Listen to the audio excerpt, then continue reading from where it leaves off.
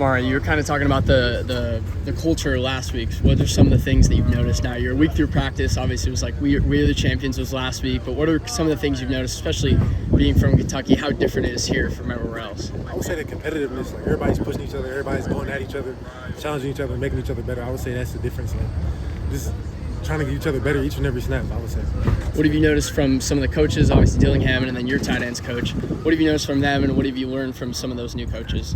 I would say they just sit back and let players handle it. I feel like that's how a team should be run. Coach Dilly does an amazing job. I just said this in the interview. Coach Dilly does an amazing job just setting the standard and let the players handle it, hand it off to them. So I feel like that's an amazing job.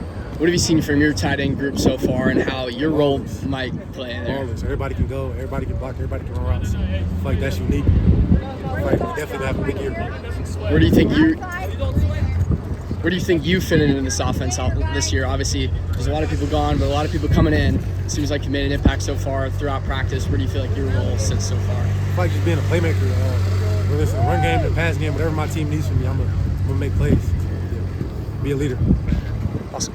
Or wait, where do you feel like your role as a leader has sit in so far? Obviously, you were talking about last week that you want to make an impact as a leader. What's some of those things that you've told maybe some of the younger guys or even the guys in your positional group about how you want to be a leader? Picking guys up, correcting guys when I see things. And I really kind of just been sitting back so far, just sketching things out and seeing where I need to be a leader because I feel like every leader can't lead the same. So I feel like it's me leading by example and then me knowing I want to be a vocal leader.